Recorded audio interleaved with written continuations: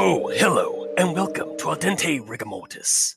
I'm Review Cultist, and tonight we have some very special guests returning from the UN-sanctioned comedy Dragon Ball podcast, Kame House Party, Aaron and Vince. Hello. Hello out there in creepypasta land. We're here to be big creeps on your podcast stream. I'm going to post something deep within the internet, only to be found decades later and discussed. Ooh. That actually is probably the best rundown for this creepypasta. For tonight, we are covering Vegeta's Revenge. The only, probably one of the only Dragon Ball creepypastas I could find. When Aaron and Vince asked me, hey, are there Dragon Ball creepypastas out there? And for that, I'm sorry. Because I just, I Googled it. I Googled, Dragon Ball creepypastas, and this one seemed to be the most prominent one. There is a couple of links to this one. So... we did the thing of inviting the vampire into our house, so we are responsible for the fallout of it. Yeah, a little backstory. It's look, we have a Patreon at patreon.com/Kame House Party. For $5 a month, you get a bonus episode, and it's usually just a bunch of garbo. We picked this topic, and it was the Halloween season. Yeah, we wanted something spooky, and that's why we came to you with this request. And I mean, joke's on us. We read it blind. Oh, yeah. Oh, my God. And then I became blind after reading it. I really should have vetted this, for you guys. In tradition of Al Dente Rigamortis, it's just Russian roulette creepypasta for me. I don't vet these creepypastas when I do. I see a title, it's oh, that sounds like it could be fun. Or, oh, I've heard, people recommended this one, and I just go in blind because that's the best reactionary stuff for notes and stuff. So, oh, absolutely. And yeah, we'll get into some of the badness of why reading this one blind is not great. So this one is posted on Character Stats and Profile Wiki by Ningen Zoo. I don't know if that's the original author of the story.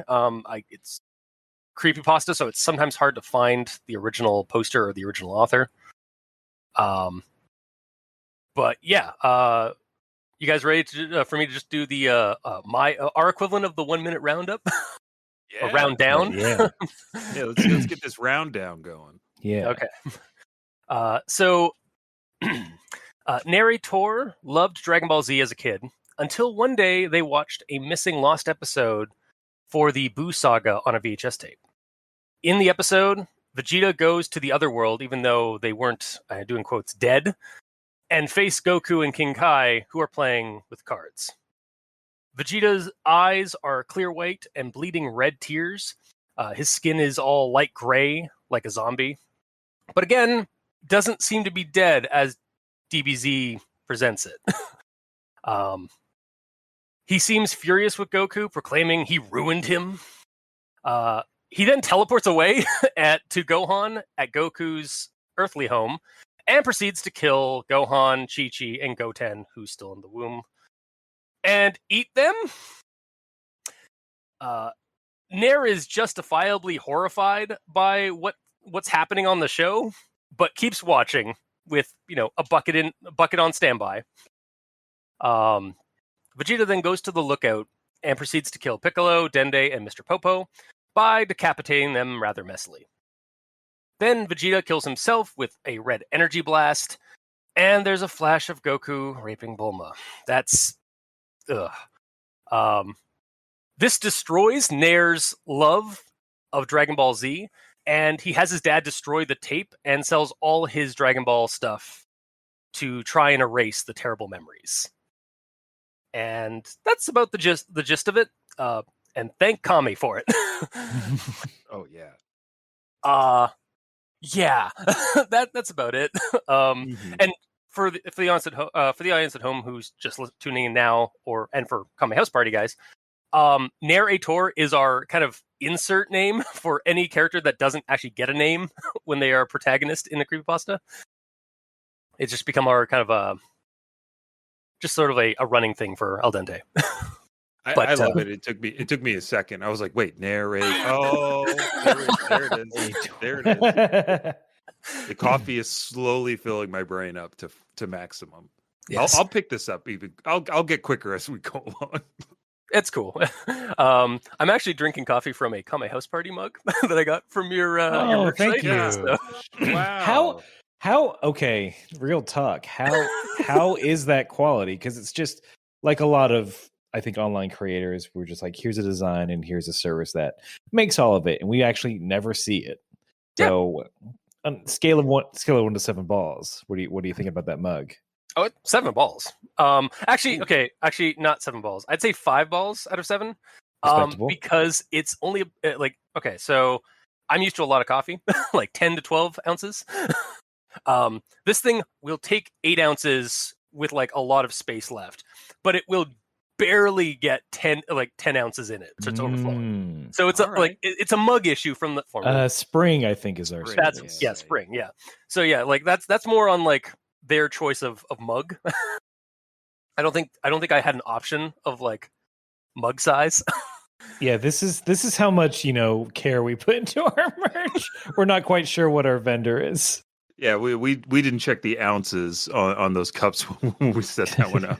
Yeah, but the logo of Kame House Party is like crisp and clear on the side of it. So excellent. Yeah, that's the most important part.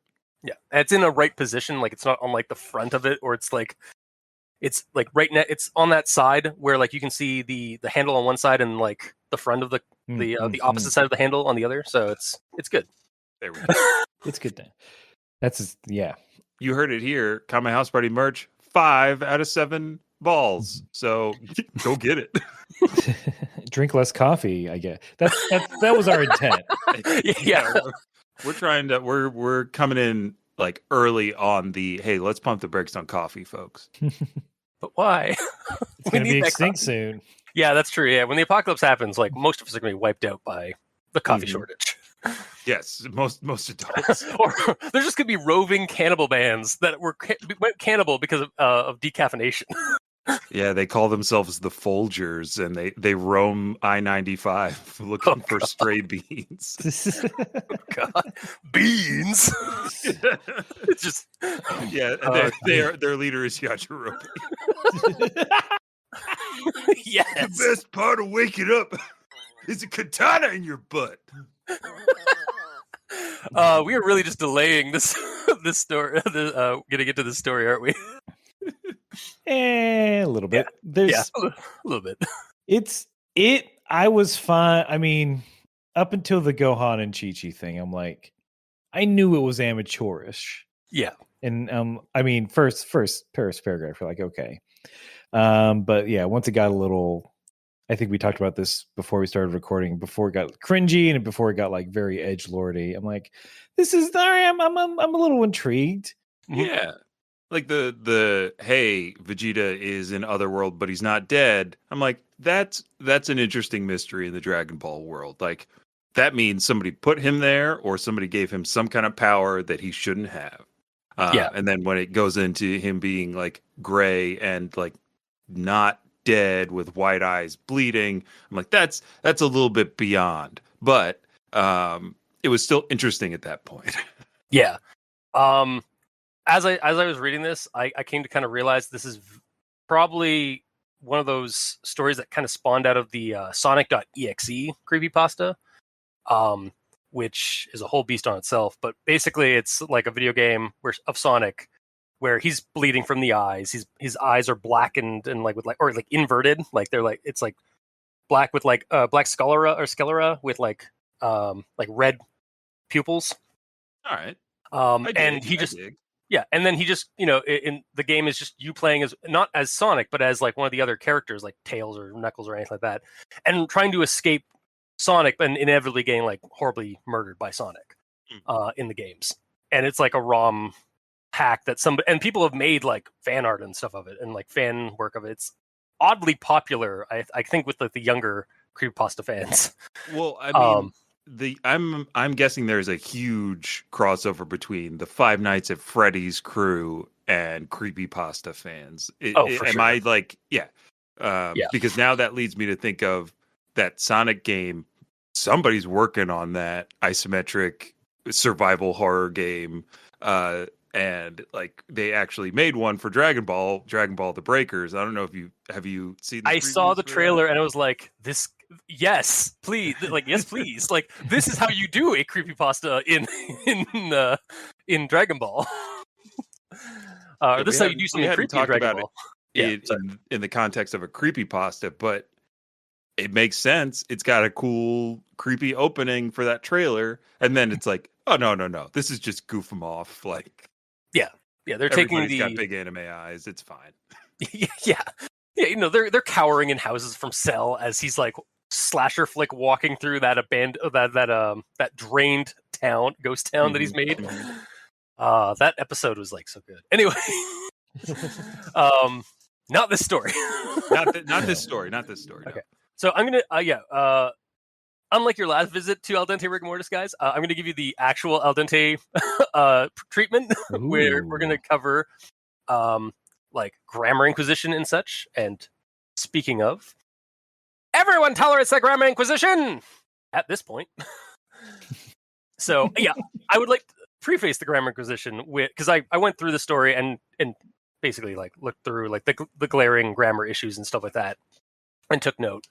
I also would like to preface this with like, I'm pretty sure like there's maybe some issue with like the spell check or something, because like there's words that like were just clearly auto filled after they wrote it or after they typed it and they just didn't go back and fix it.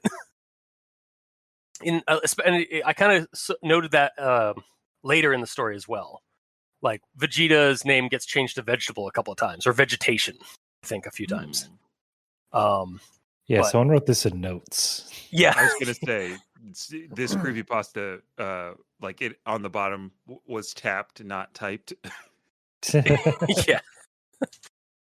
So yeah, I'm gonna start with this quote here. I had the action figures, business cards, and I had even played video games as the Legacy of Goku games on GBA and Budokai Tenkaichi on PS2.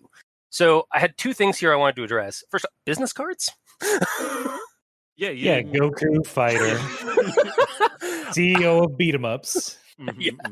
Like I'm guessing they meant to say trading cards, because like I know I think I have some Dragon Ball Z trading cards somewhere.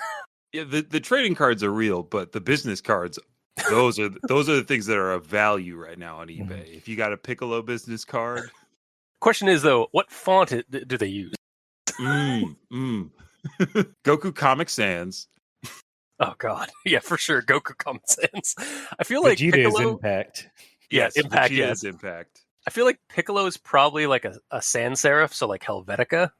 Either that or Wingdings to be the Namekian language that we only got back in Dragon Ball world. Yes. And then like, I feel like Gohan would have like the most professional, being the educated child that he is, the educated like 5 or 6 year old that he is. Chi-Chi went ahead and made him. Yeah. And it says, my little Gohan reads real well, speaks real well, never fights. Love that doesn't have cut. an imagination. That's my son. Never went to outer space to fight aliens. Ever. Please get into a good school. Yeah. The other thing I had with this is so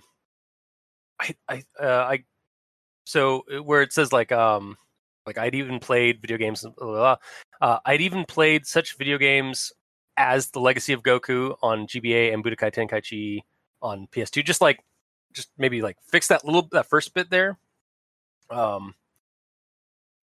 Like such games, like not. I've even played video games as the Legacy of Goku. Yes. I played them as Legacy of Goku. Like I was Goku.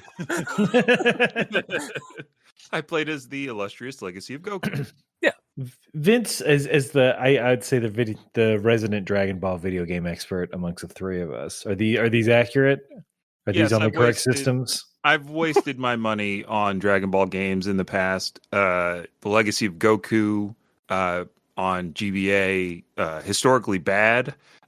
It's the Legacy of Goku 2 is the good RPG on that system, and then Tenkaichi. I actually have that behind me on my on my shelf for my PlayStation 2. So these all check out. Awesome. The two worst games in the franchise. Well, that's just like I'd even played such games as like so like he was such a big fan. He even played the bad ones. So the next thing I have on my roster here, so this was supposed to be after the episode in which Majin Vegeta's sacrificed to kill Buu, but it didn't have the same opening in the saga. He had the opening in Cell's saga. Okay, so pretty sure it's Vegeta. I'm pretty sure that was his nickname for a short period of time. Bobbity gave him that nickname. Yeah. When Borat came around, that's what he said. Vegeta. Jeez.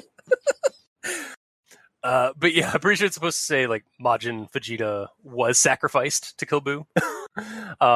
Again, I'm pretty sure it's like a typo brought on probably by like the form fill or the autofill or the autocorrect function. And there's this one here. The shiver sent down my spine. I had never seen an episode like this. I'm pretty sure it's supposed to read, "This sent shivers down my spine." Yep.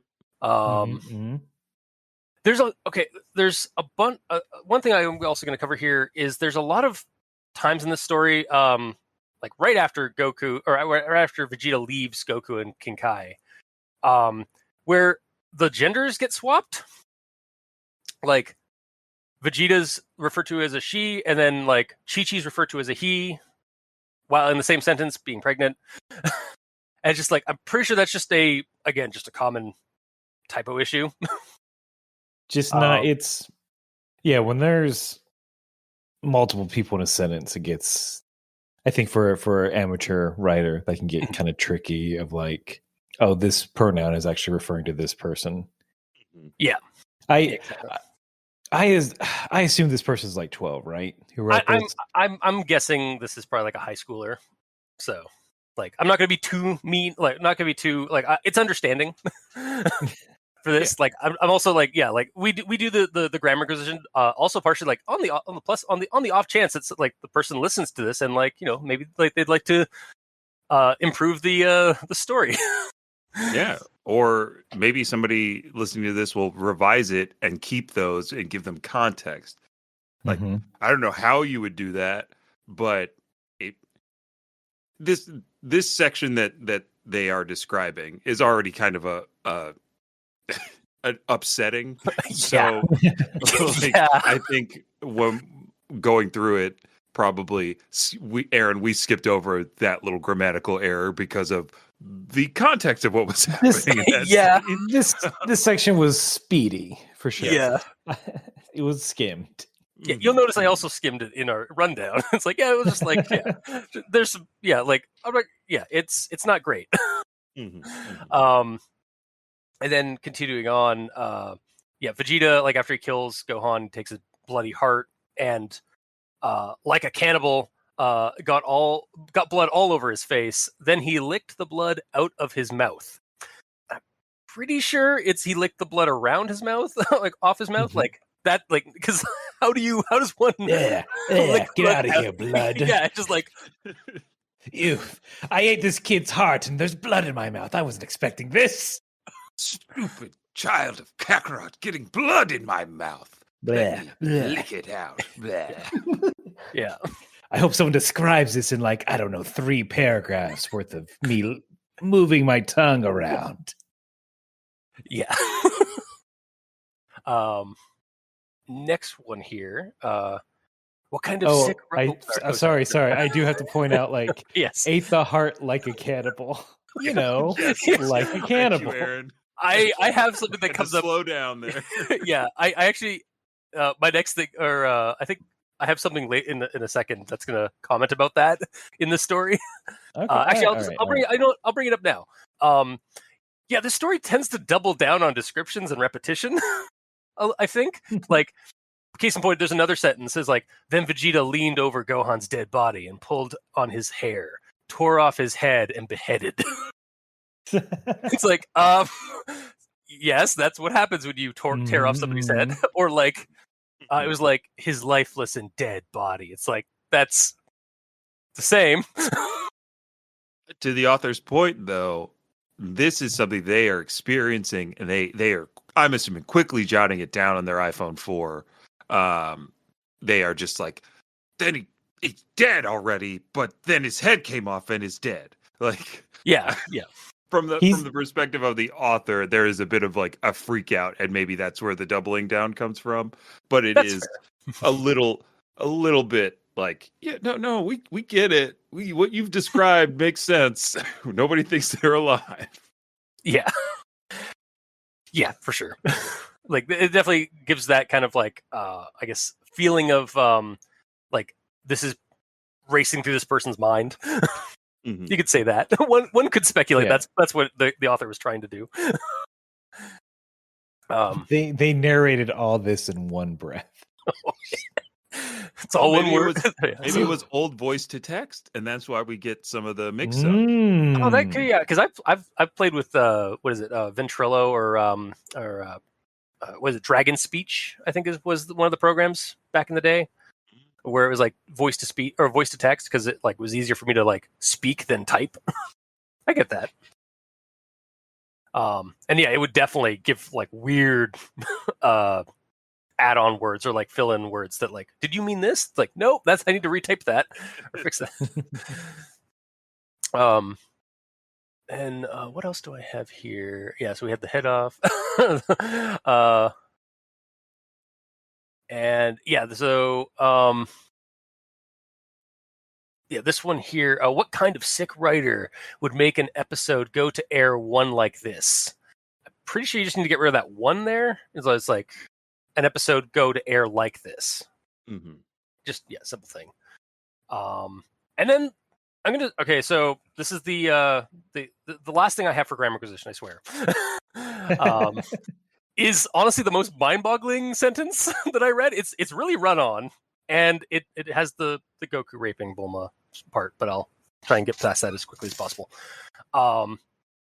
Both screamed in agony and fear when their heads were ripped off vegetation. To see what he did is to kill himself with a red key energy that sends blood all over his chest. In vegetation, falls to the ground, and flashback shows Goku raping Bulma. What? Yeah. What? Well, like, third period was almost over. He had to get it done real quick.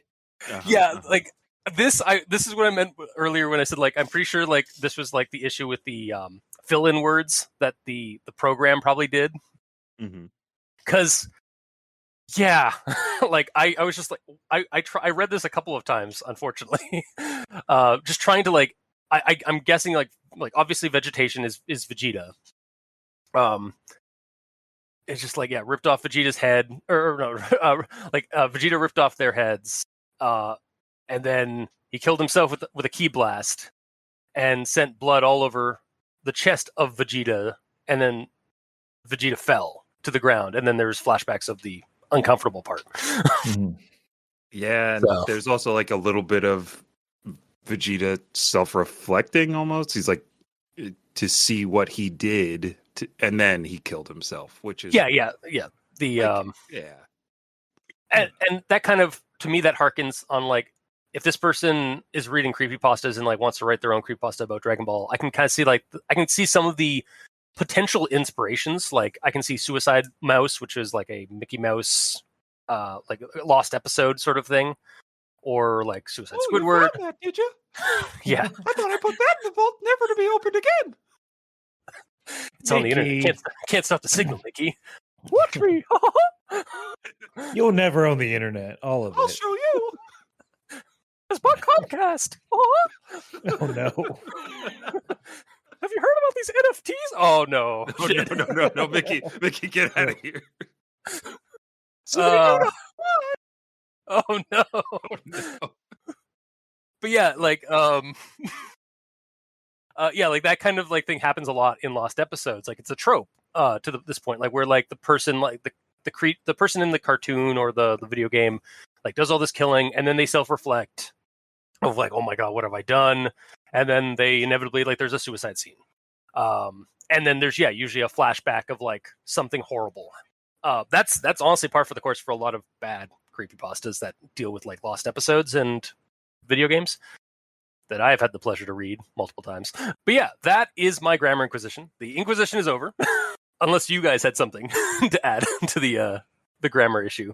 I don't know if this is a brag, but like I'm so bad at proofing grammar because one, it's like I don't know all them rules, but I know if it's like this sounds good, this sounds doesn't. But I also what is it? If you're a good reader, you're actually not the best editor to a degree because your brain just like autocorrects. That happens a lot. Yeah. Like we on the regular show, like with my with Mikey and Gamer, it's usually like we do 3 of these basically. Like we do like a like did you have something? Did you have something? Because some of us we'll just like kind of typo these over them over things. Like we'll just completely like how did I not notice that? Like I just read right over that and autocorrected it. And Vince, I don't know if you remember from when we did it for the Patreon episode. I feel like there were definitely a lot of like stop and starts, not just for content, but like, wait a minute. Yeah.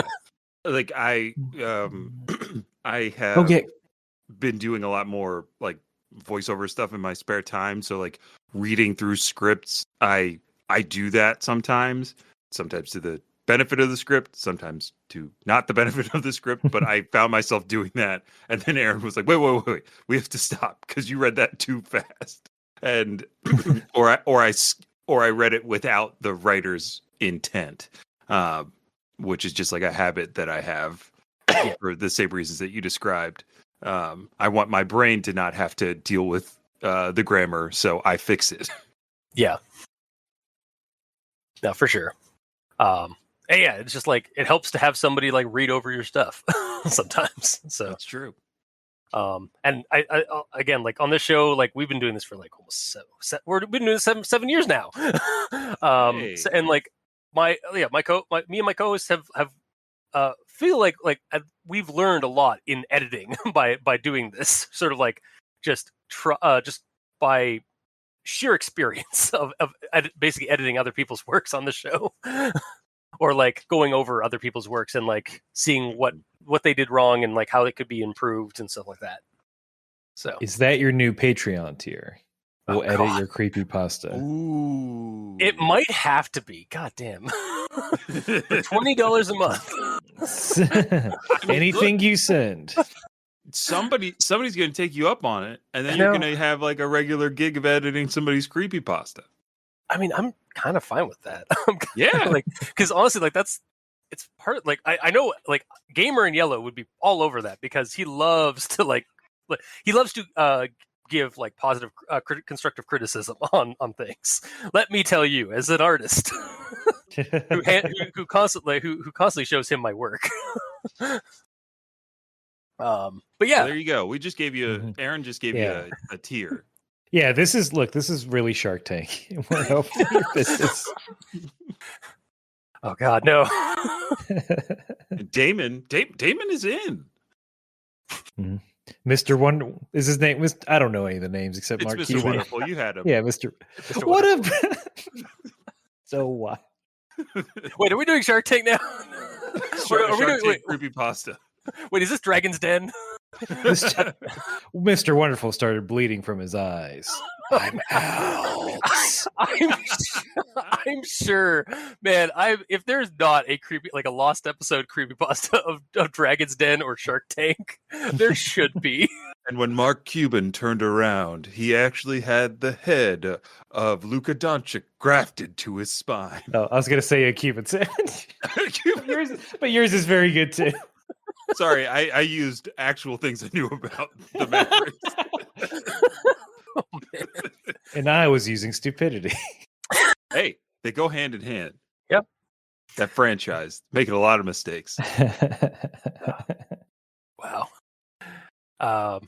Okay, so I guess we'll move on to my actual thoughts, and obviously you guys your actual thoughts, because I'm sure you guys also have some baggage about this story after reading it. A little. Once again, I'm sorry.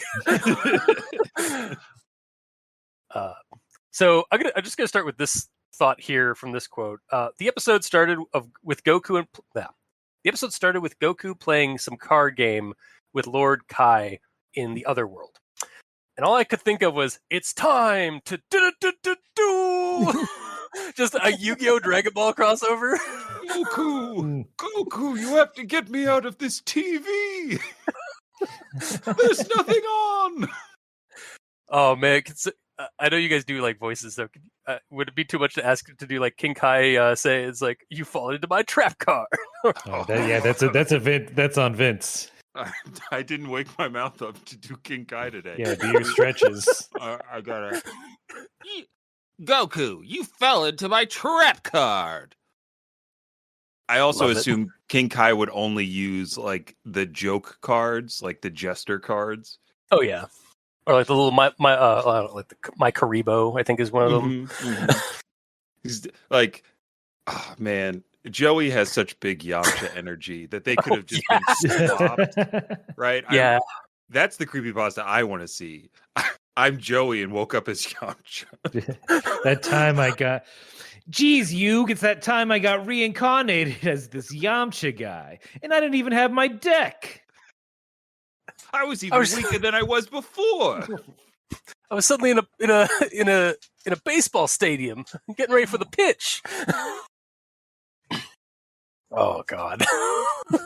But that's a crossover I would watch. I would watch a Dragon Ball Yu-Gi-Oh crossover where Goku has to draw all 5 cards of the Spirit Bomb. Yeah, that's what Exodia really is. It's just a Spirit Bomb. What's you have Frieza and everyone trying to get all the parts of Exodia. Exactly. Yeah. Mm-hmm. I mean, the Shadow Realm, the Other World, they're basically the same. Yep.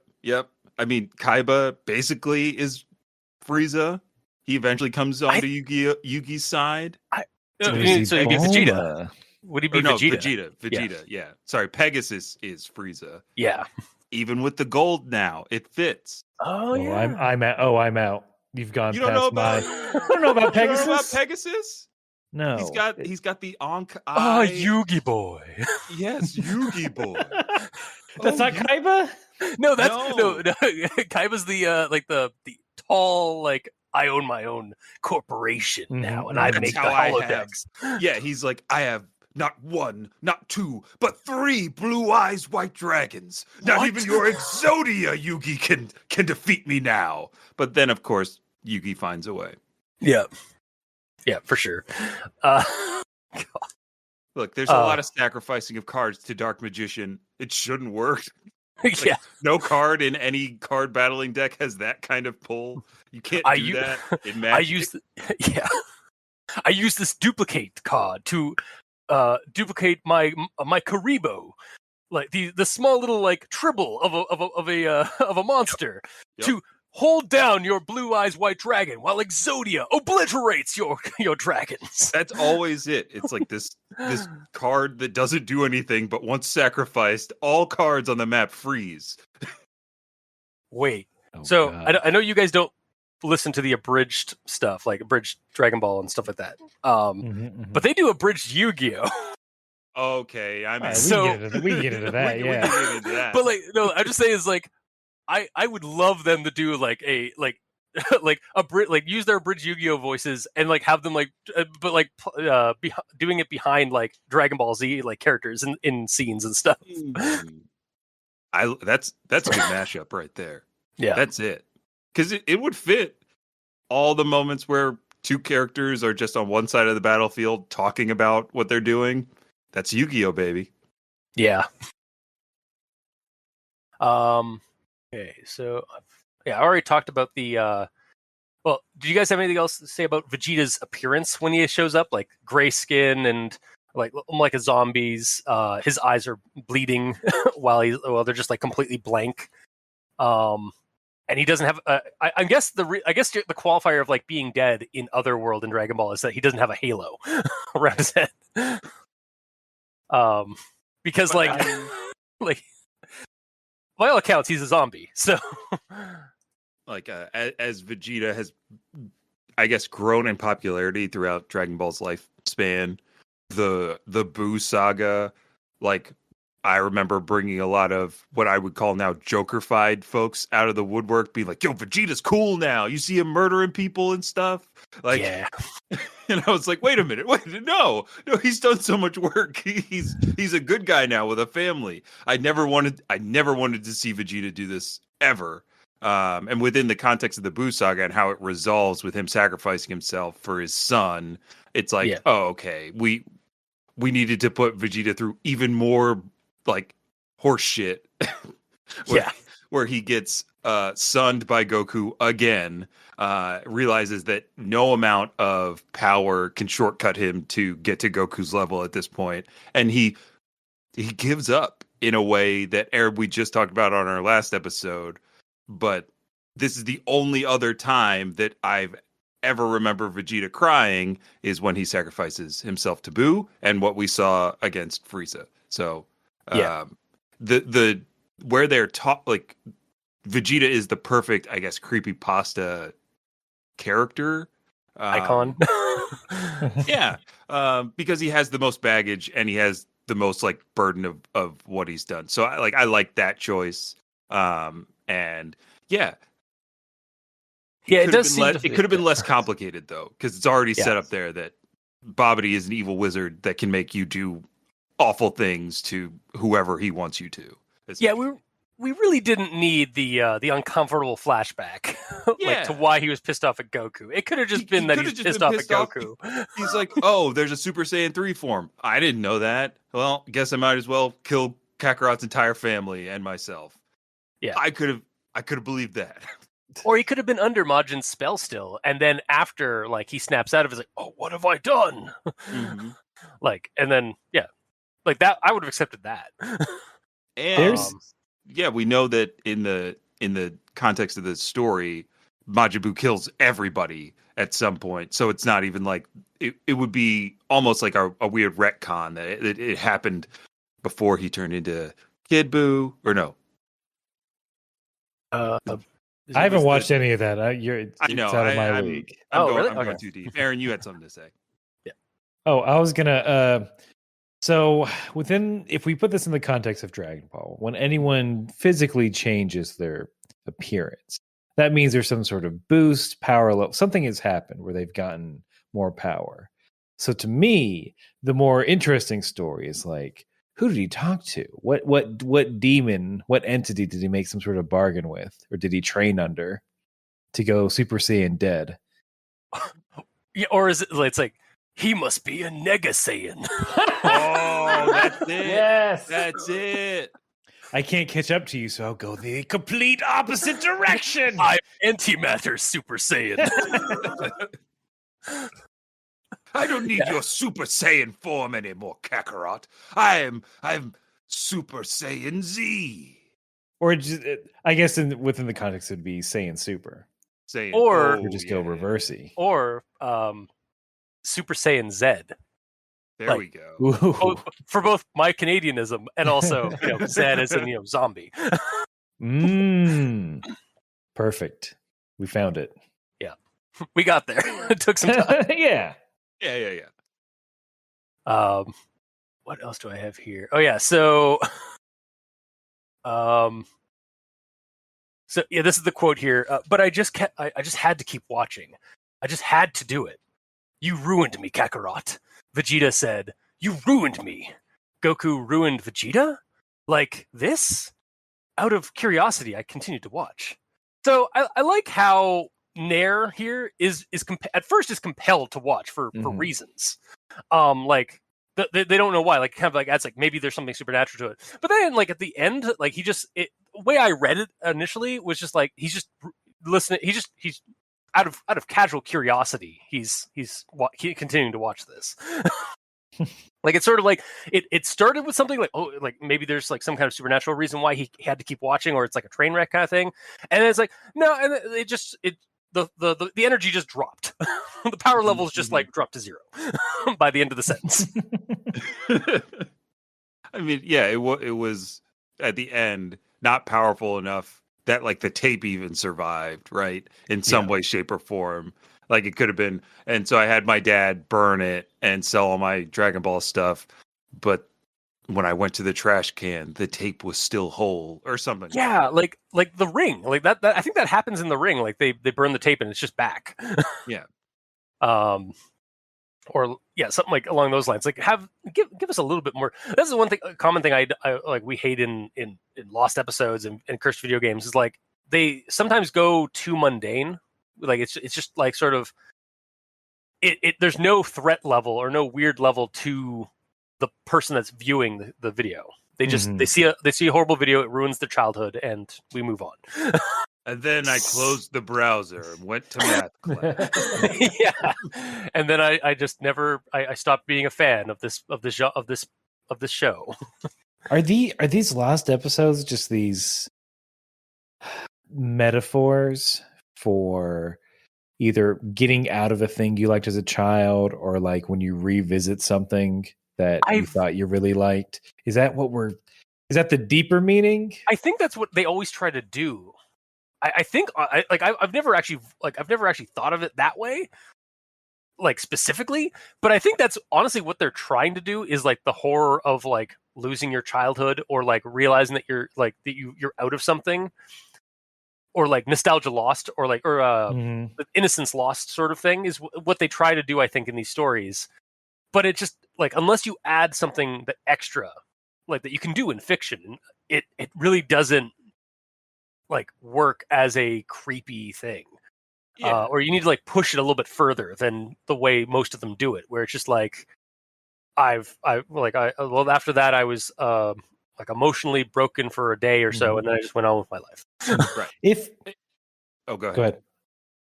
All right, I will. No, I mean, it at the end, if it was like, I still tried to watch other episodes or play the card game with my friends, but I just, if it was a longer sort of denouement of like, okay, this person isn't being affected by it anymore.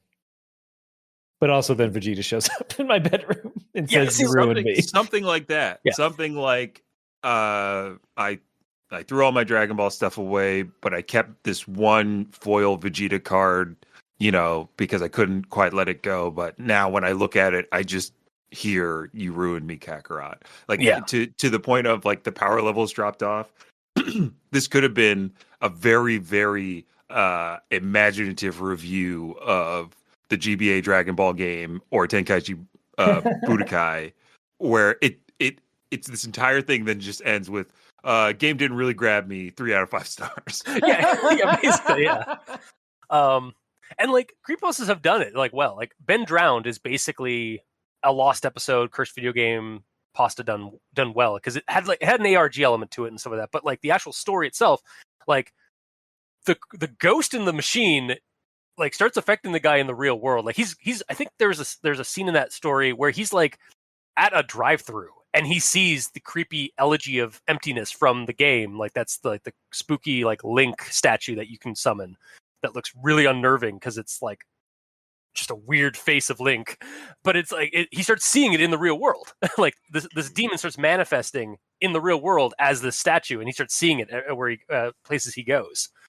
So like that's I think that's like what you need to do in some of these stories is like have it cross over between like through the television into reality. Yeah, in a lot of ways, like a Psycho Mantis fight from Metal Gear. I remember that when the first time I played a Metal Gear game and that fight came up, I was like, wait, what? Like, I see your save file. Yeah, I was like, how does it know? And then somebody had to tell me like, oh, you can't get past this part. You just have to switch the controller inputs. Yeah. I was like, damn, that's still cool. Yeah, cool. It's an immersion level. That's what it is. Yeah. Like, yeah, this Eternal Darkness did that with the sanity rules. Like, the more sanity you lost, the more the game like kind of screwed around with your doing quotes screwed around with your CRT TV. Like it changed like the video kind of changed, or like it turned off for a few moments while you were in the middle of a fight, or like the volume started like just immediately start going down and up. Like yeah, there was a shooter, a first person shooter that had a big horror element. I can't remember what the name of it was, but when my friend sat down and had me play it in his basement in the dark, as you should, as one does, as we did back in high school, in his robe with the altar, in his velour robe, Yes. red burning wax candles. But the elements of like horror that they would just throw or like slide into combat sequences as you like killed somebody, the little girl's face would appear, and you're like, is that supposed to happen in the game or not? Like, I don't know. Did you play Fear 2? I think it was. Is that the game Fear? Fear, like 2? it's like It makes sense. Yeah. Fear definitely. Because I had the same experience. Like my experience was like I walked in the dark on a foggy night up a forested hill to my friend's house, because his house was like up on a hill from like overlooking our neighborhood. And then we went into his basement and watched I played the game, and they showed me all the spooky moments where like you're like during going down these corridors blasting these like clone troopers, and then this freaking cannibal, like the cannibal big bad boss shows up like just around a corner and slices your throat, and then you fall to the ground, and it's like a jerking like jump scare kind of moment, but then you're okay because it was all a hallucination. Mm-hmm. I was like, huh. Or you're climbing upstairs, like you're climbing up a ladder, like an emergency ladder. Yeah. And she's right there. Like the little girl is like right at the top of this ladder. Hated that. I also hated that in Arkham, one of the Arkham games. I think Arkham Knight, where the man bat would just you'd be like grappling up to a rooftop, and as soon as you get to the ledge, either man bat or the Joker just like jump scares you. Because you're like suffering some like hallucinatory situation.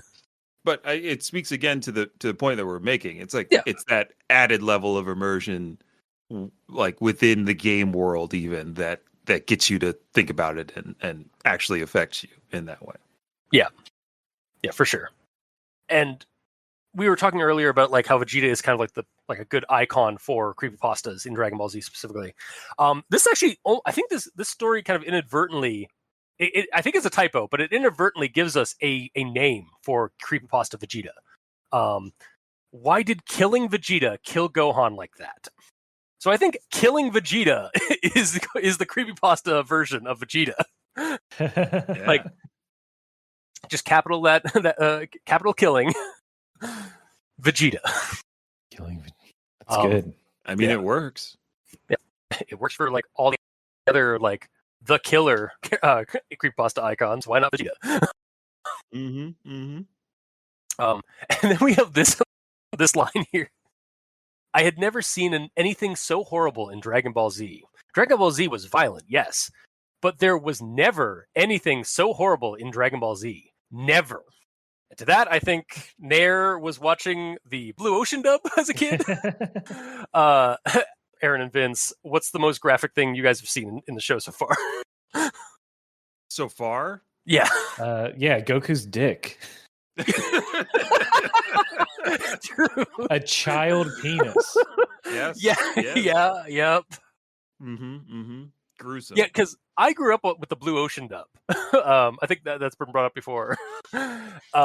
So yeah, like Otherworld was like common to me and stuff. Like, yeah, we didn't have any blood. It wasn't until like I got into college and I like saw that they were redoing like the Kai was it the Kai version of Dragon Ball and Dragon Ball Z, where like it's like, wait, they had blood? Oh yeah, yes. Like I just thought Goku got really injured, like when he got his legs crushed by Uzaru Vegeta. Like, there's no blood in that scene in the YTV version I watched. But yeah, it's sorry.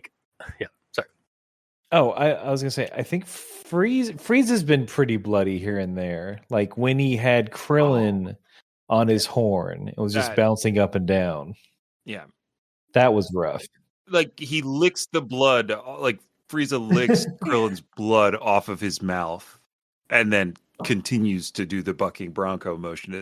And that's like definitely not okay. Like, yeah, that's pretty graphic. I'm pretty sure they not only like edited out all the blood in those scenes for the Blue Ocean dub or for the one that was showed on YTV up here, but they also, I'm pretty sure, inked in Krillin's hole like of his body. Like I'm pretty sure they like filled that in, so he just has like a broken part of his armor, but like his skin, like his body's still intact.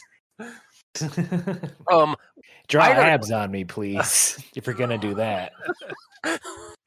Now I know you guys haven't done this episode yet, but when Frieza gets sliced up by Trunks, is it just like clean bits of Frieza, or is it messy? that one is clean bits. Is it? Okay. Yeah, from what I remember, we haven't gotten to that part, but yeah, from what I remember, again, like that sequence when like before the Cell Saga, like in the Android Saga, that was the hardest Dragon Ball Z ever went to that point, was when they introduced Trunks, because everybody was like, who is this dude? He just got a sword, he killed Frieza in one hit, then took out his dad. And yeah, there's no blood, but it's cool. Yeah. I'm curious about it. Yeah. Also, I think for me the most horrific thing that they've done is honestly in the Cell Saga when they introduce Cell or introduce that ghost town. That's gonna be that ghost town is pretty dark. There are some sequences where Cell's body parts get obliterated, and then like there's purple blood everywhere, but he just uses it, like he heals himself. Like that stuff's pretty hardcore. Yeah. Like Vegeta's definitely done some pretty gnarly stuff. Even in the sagas you guys have already covered on the show on KHP. Like the eradication of whole villages of Namekians. Yep. Or the an entire planet of insect people being just obliterated. Yep. And it's funny because, like, in my version of it, the one I watched as a kid, it was just like, we're sending them to Otherworld. They'll be nice there. It's just like, no, he just Death Starred that planet. I like it that they made it seem like it was mercy. Yeah. God. You're getting 2 all expenses paid trips to Otherworld. You just have to ride on this energy blast. Yeah, Vegeta. Do you hear that? We're heroes. And that episode just cuts then. It's like 10 minutes. Yeah. I would not put it past the Blue Ocean dub to do that. I'm pretty sure it was the Blue Ocean dub that did all the Canadian ones. Because, yeah, they had a lot of anti-blood and, like, anti-adult content or mature content for kids back in the day.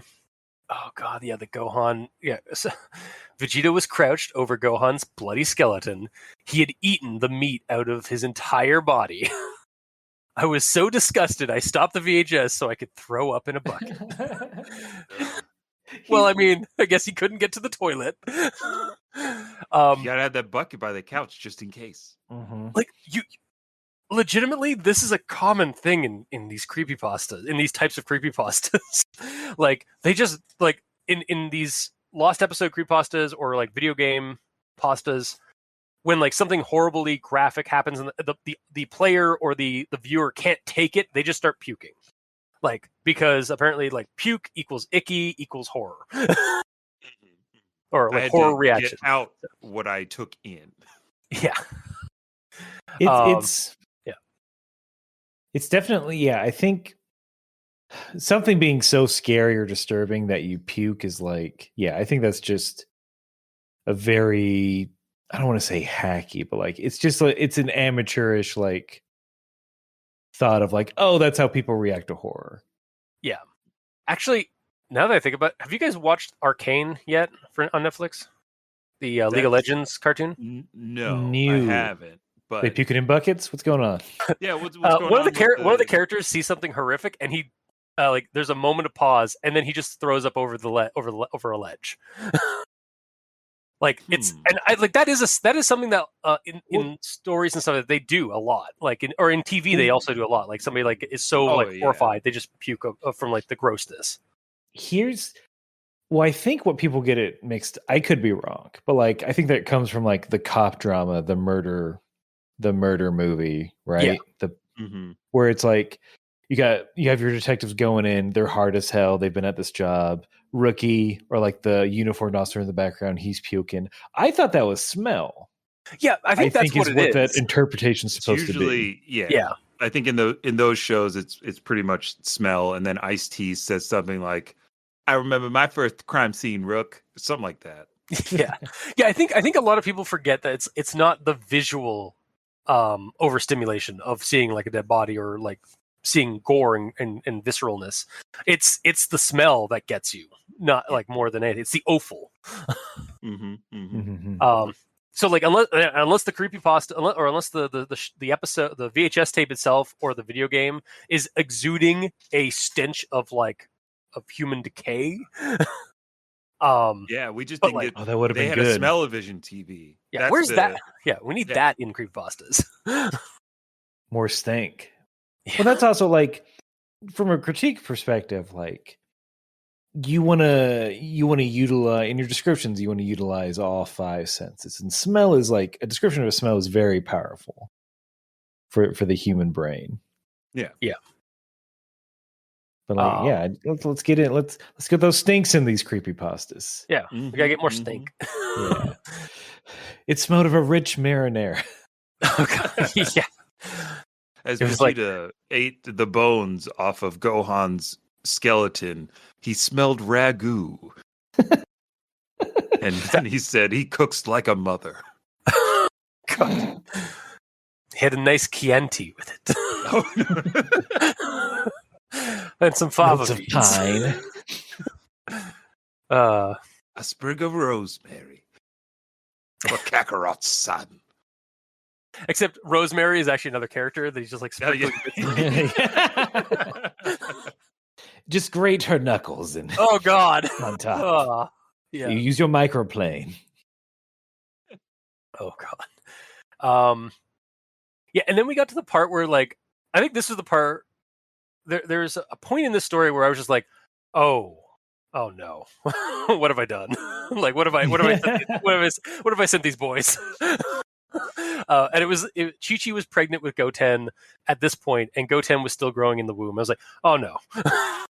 Oh crap. And it just went downhill from there. Like it got like at that point it's like, okay, Gohan getting like killed and some of that, like that's par for the course with like being edgy and being graphic in creepypastas and stuff like that. And then like the whole Chi-Chi thing and then like oh no. Just oh no. All the way down. Yeah, that's the end of my actual thoughts. It's just like that last bit. I was just like, I was like, I really should have vetted this. It's like that what's that show? Arrested Development scene where it's just like, I've made a horrible mistake. Oh yes. So the cascading horrible mistakes from the Bluth family. Yeah. So wait, this would money in the banana stand, Goku. Sorry, Eric, go ahead. I was going to say, well, then this isn't in the Buu saga. Then. Wait, hey. Oh. This is... Thank you. It's right before. Wait, then why is he Majin Vegeta? Did he time travel? That's the power of a Saiyan Super Z. We're time traveling zombies. It's like Terminator, but grosser. You really should try this, Kakarot. Try being Zed. Oh god. Okay. Or like maybe I mean it obviously it's the well, this is gross, so let's do this. Yeah.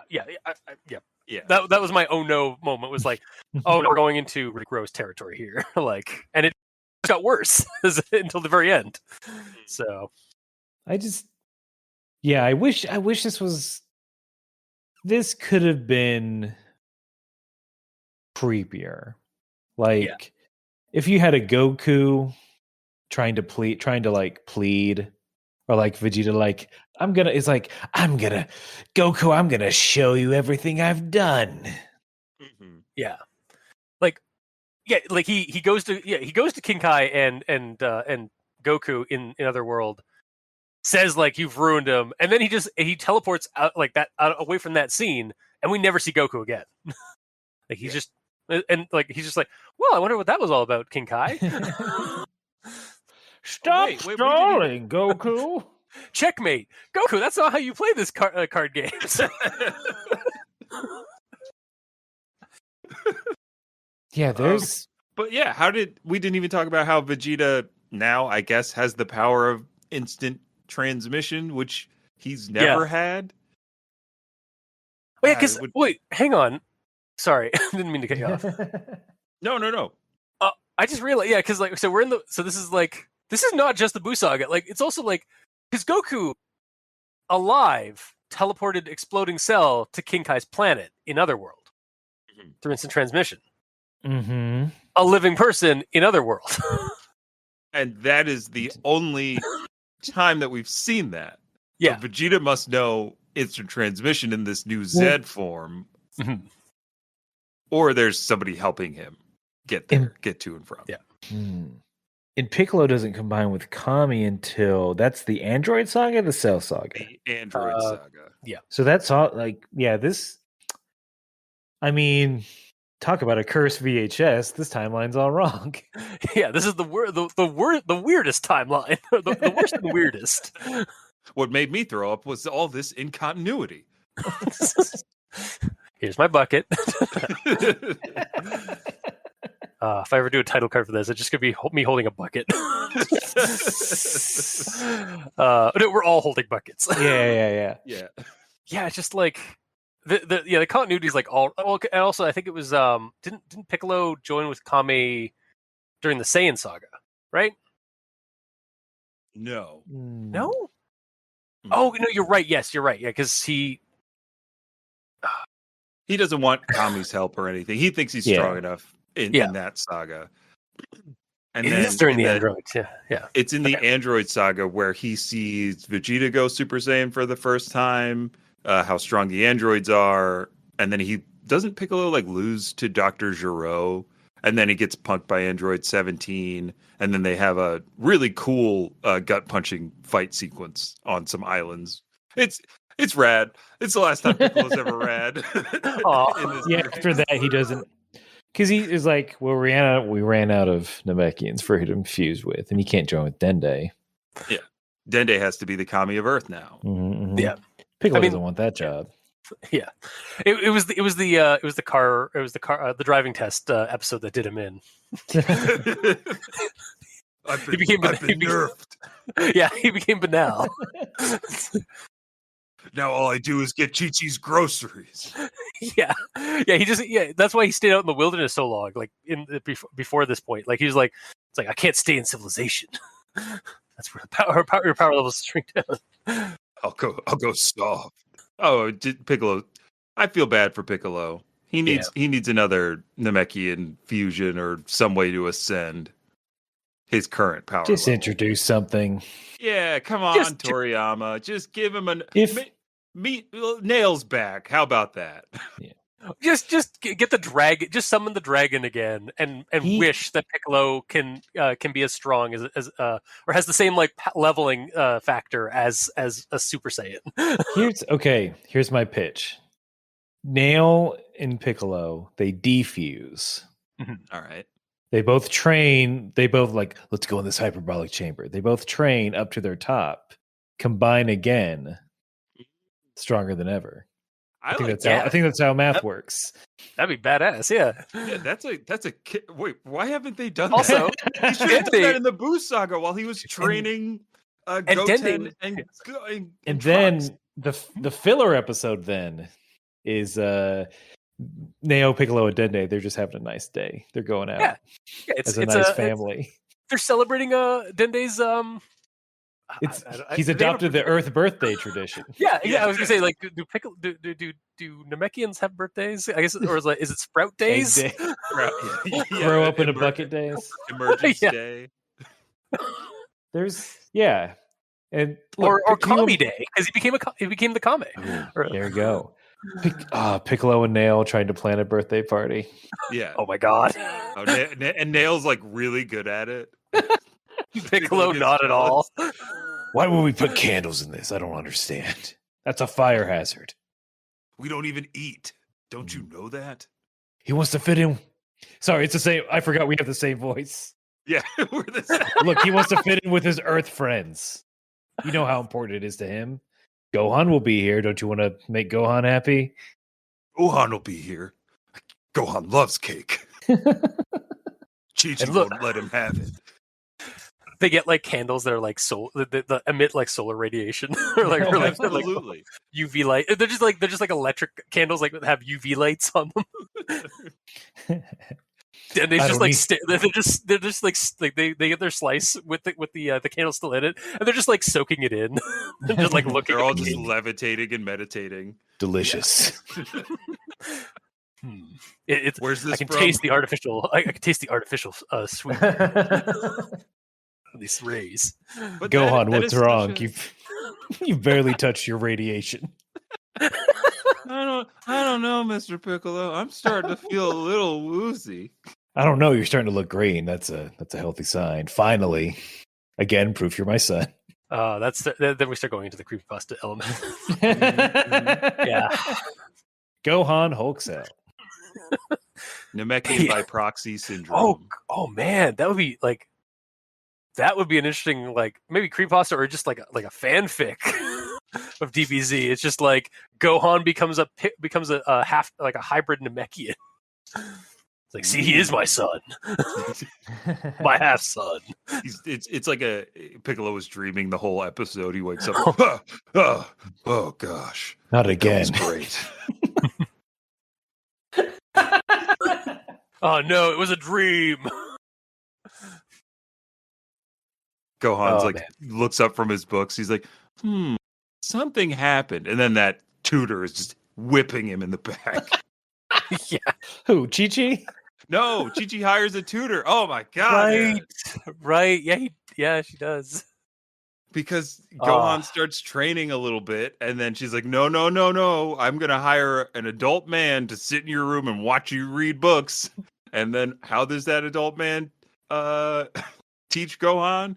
By whipping him in the back while he's reading. This is real. This was an episode. Yes. This is the creepypasta. It wasn't static, Aaron. Yeah. It wasn't mass hallucination. It was real. I have to run over this tape real quick. I'll be back.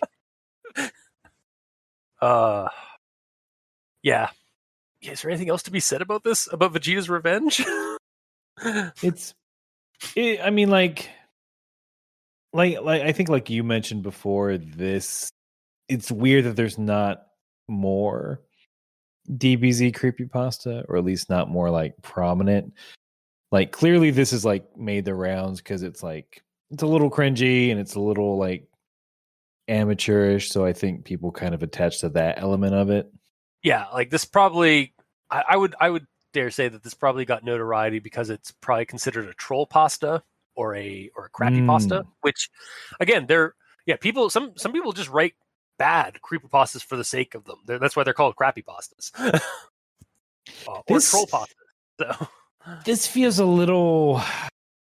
I feel like there's a little too much genuineness in it for it to be. Yeah, that's true. Like, it's not a troll pasta. I'd probably say it probably falls under the the crappy pasta, where it's like they're trying clearly, but they're also like at an age where like they think that hyper violence and gore and graphicness like means horror. Like they took the visceral horror too far, or like they took it in the wrong direction. If it was intentional, I feel like it would have started like Buck Wild and then just gone from there. Yeah, we've definitely done troll pastas that are just like gone, completely gonzo. Like, I think for April Fool's last year, we did Bloody Fruit Loops of Death. Which was a police procedural about people who eat Fruit Loops and become giant bloody piles of Fruit Loops. I'm not making that up. Wait, are the bloody piles of Fruit Loops like still the human being? They transmute into piles of Fruit Loops, and then people eat those and become Fruit Loops themselves. And then there's flying Fruit Loops at the end of as the police officers who are investigating this drive back to the office, and they just like they chow down on the sky Fruit Loops. It was so weird. Yeah, to that point, why? I feel like people have been trying to troll Dragon Ball Z fans for years, and this seems like a perfect format for someone like me to see and be like, "Wait a minute, you spelled oob wrong. I hate you." Like, and that's my comment. It's not OOB, it's UUB, you bastards. It's boo spelled backwards. How do you not get this? It's like Nilbog. Problems. Yes. Sorry, I just love Troll 2. Speaking of troll pasta, that is, dare say, like a troll pasta made into a movie. Yeah, I don't know if Vince has had the pleasure of a Troll 2. Ooh, boy. He's not as much in the bad movie game as I am. Yeah. Is the most recent Mist, like the Mist remake that came out years and years ago, is that looked at as like trolly now because of the way that it ended? Honestly, or was that always the intent? A lot of people actually give it and like me included, give it kudos for going that dark. Like it's sort of one of those things where like certain horror fans and stuff like that are definitely like kind of like chef's kiss or like polite applause to like going that dark or that sad and tragic. He was so close. One of the things that I remember, and it was definitely the people that I were around at the time going to see that movie, hated the way that it ended. And like hated that movie. I didn't hate the way that it ended though. I was like, that's fine. But it felt like to some horror fans, they were like, that's bullshit. That's not how, like, how could you end it like that? Stuff like that. So yeah, I mean, yeah, some people like want their horror to end with a happy ending. And then some people want it to go horror all the way. Like it's what you want out of your horror or out of your horror film, really, or out of your horror story. Yeah, honestly, I can't recommend this story if I'm being honest. No, if you listen to this, you're good. Yeah, you're good. I do want to put a call out. If somebody out there listening to us knows of a creepypasta deep down somewhere in the internet that is a good like Dragon Ball Z or Dragon Ball creepypasta, hell, Dragon Ball GT creepypasta. Let's get Pan. Is it Pan or Pan? Yep. Let's get Pan. Let's get Omega Shenron involved. Yeah. Oh Lord. Oh. I mean, to be fair, Dragon Ball GT is already kind of a lost episode. It's so horrifying because what they do to guys. Goku swallows a Dragon Ball at some point in GT, and it pops out of his forehead. What? Yeah. Wait, that's not where I thought you were going. No, in order to keep, I don't know, the Red Ribbon Army again from getting the Dragon Balls, because they're still like Shu, Mai, and Pilaf are around in GT, and they're old. Well, that's how they started off. That's how it starts. Yeah, but didn't they like wish themselves to be young again or something like that, and then end up getting Goku young again? It's been a hot minute since I've watched anything from Dragon Ball GT. Well, he swallows a Dragon Ball whole, and it pops out of his forehead. Huh. Yeah. Super Saiyan 4. Powers were red fur everywhere.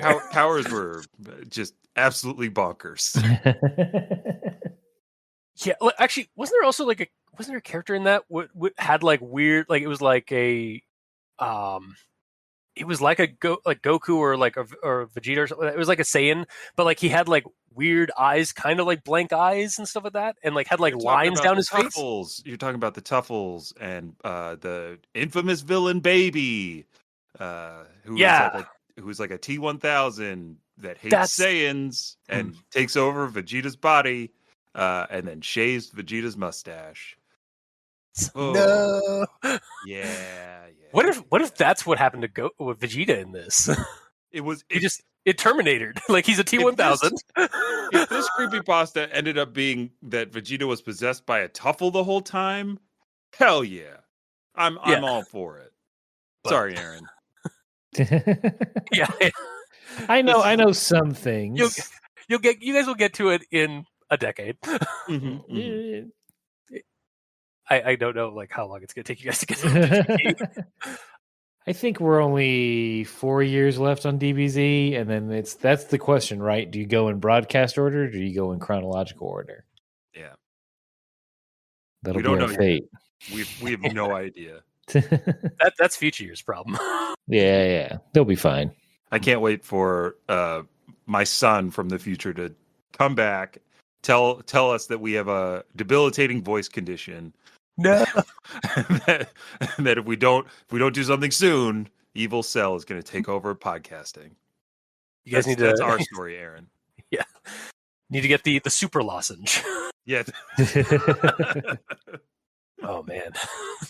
Also, okay, so we're gonna move a little bit away from Vegeta's Revenge for a second, because I did kind of want to talk about a little bit about the trailer for that new asymmetrical game.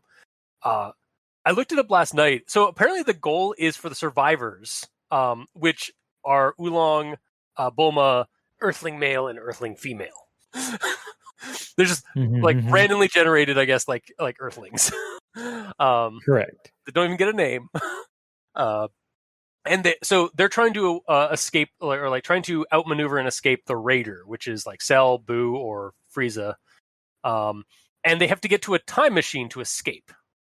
So I guess it's like a Darkest Timeline sort of scenario where like they're just rushing to get away from this timeline because it's what? Like Yeah. Yeah, No, that's yeah.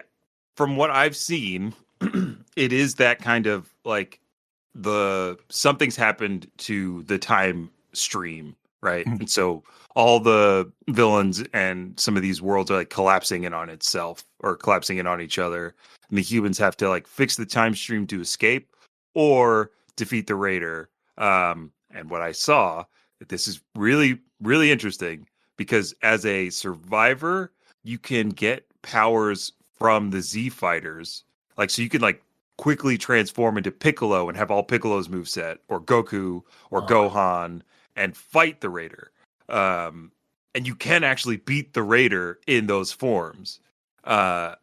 It's very it's visually confusing and upsetting, but kind of fun looking. It looks cool because it looks like it's like an action, like a thriller, like an action horror sort of like scenario. Because like again, you got Oolong with I'm looking at the one of the title cards, and it's like Oolong with a friggin' rocket launcher, and Bulma behind him. So like the transformation stuff, is it just Oolong, or like can anybody transform into one of the Z fighters? All the survivors can transform. Yeah, okay. It's a pickup. It's weird.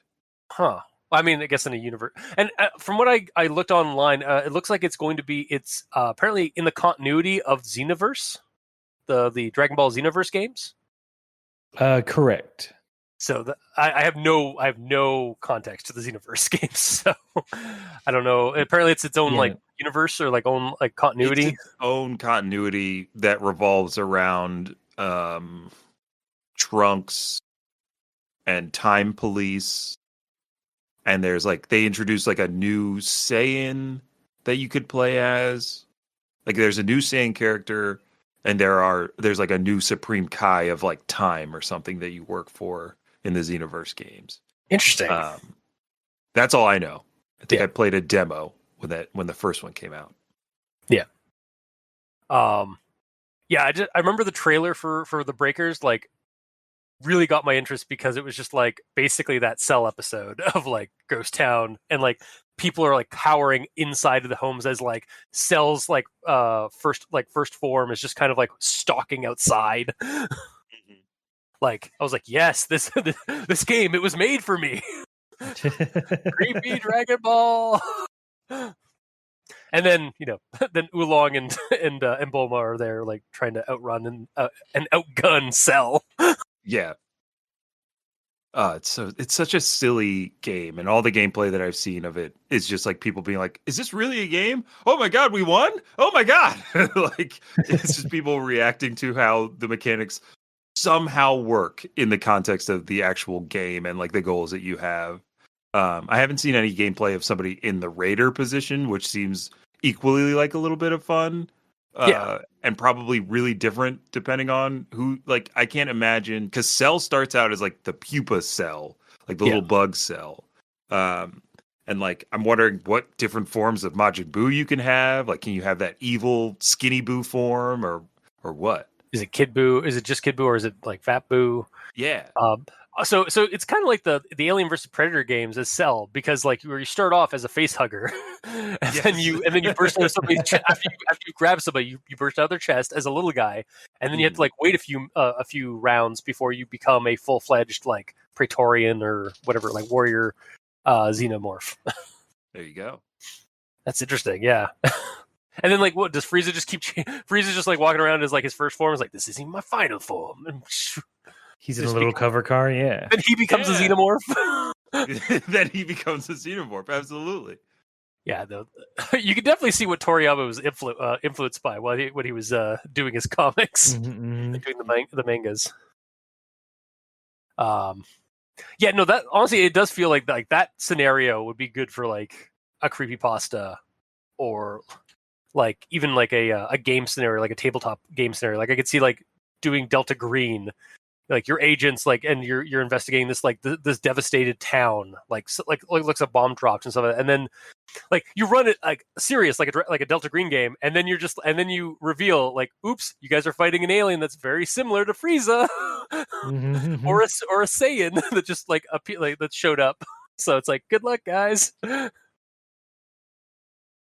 it's just like regular people against a even a Saiyan would be like terrible. Yeah, no. It's like, you're not surviving this. Yeah, or even worse, like they investigate the town, so they're trying to like find what's going on. Then they encounter this guy, but it's by that point it's at night. Like night has fallen, and there's a full moon, and this dude has a tail. Man, this is a perfect way to get Nappa back into canon, right?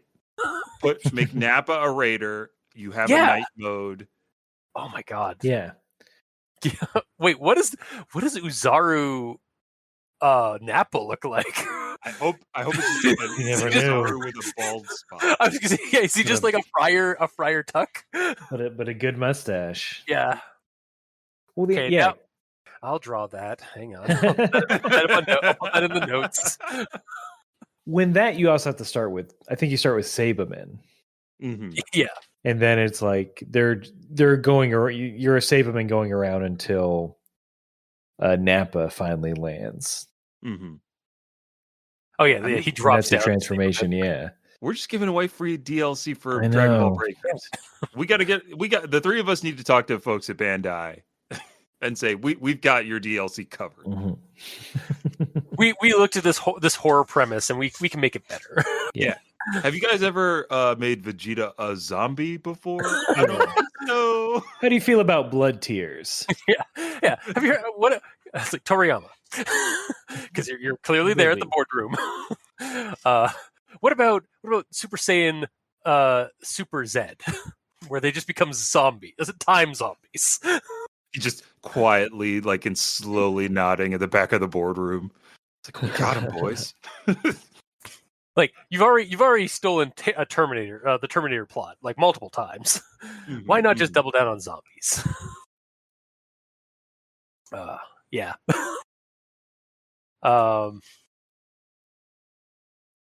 Guys, is there anything else to bring up on this then? No, this is fun. Yeah, this was a great time. Except for the thing we read. Yeah. Again, I'm long run-on sentence that we covered earlier. Oh God. Yeah, I am thankful that you guys even like still talk to me. I was like, because I read that like I read this like yesterday, or a couple of days ago to like prep for this, and once I finished it, I was like, oh God, I've been talking to them in ignorance this whole time. I was like, what have they been thinking about? They're like, oh great, it's review cultists talking. Like, oh man, no, like, yeah, I'll vet the next one. I swear. Please don't. Okay, if you want me to go just Russian roulette it. Yeah. They Spin can't the all. wheel. They can't all spin have the that. wheel, and then look, we get what we get. Yeah, that's true. Yeah, I think that'll probably do it for this episode.